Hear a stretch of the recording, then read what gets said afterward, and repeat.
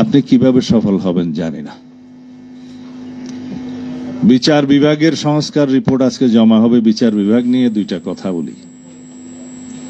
উচ্চ আদালত থেকে অধস্তন আদালত পর্যন্ত সর্বত্র যারা রাতের বেলা কোর্ট বসিয়ে আমাদেরকে গায়েবী মামলায় সাজা প্রদান করা হয়েছে, একজনও কি বাদ গিয়েছে? একজনেরও কি চাকরি গিয়েছে? একজনেরও কি জবাবদিহিতা নিশ্চিত করা গেছে? না। এনারা এত বেশি স্বাধীন হয়েছে। আমরা বিচার বিভাগের স্বাধীনতা নিশ্চিত করার জন্য অনেক কনস্টিটিউশন রিফরমেশনের প্রস্তাব আমরা দিয়েছি। আমি নিজে হ্যান্ডওভার করেছি দলের পক্ষ থেকে। সেদিনও আলাপ করেছিলাম যে এই বিচার বিভাগকে আমরা এত বেশি স্বাধীনতা দিচ্ছি কিন্তু জবাবদিহিতার কোনো জায়গা রাখছি না।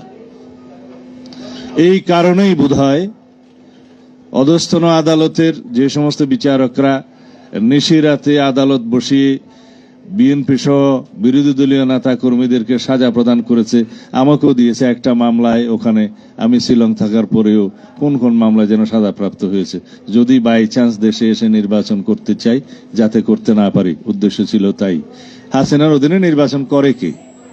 তারপরেও বিএনপি সহ বিরোধী দলীয় নেতৃবৃন্দদেরকে সাজা নিশ্চিত করেছে এই নিশিরাতে আদালত বসিয়ে। তারা আজকে কোথায় আমরা জানি কে কোথায় আছে। কারো বিরুদ্ধে কি কোন রকমের কোন ব্যবস্থা গ্রহণ করা হয়েছে? হয় নাই। আওয়ামী লীগের যত নেতা কর্মী গণহত্যা এবং মানবতা বিরোধী অপরাধের দায়ে মামলায় গ্রেফতারকৃত হচ্ছে। শুনছি 550 মতো না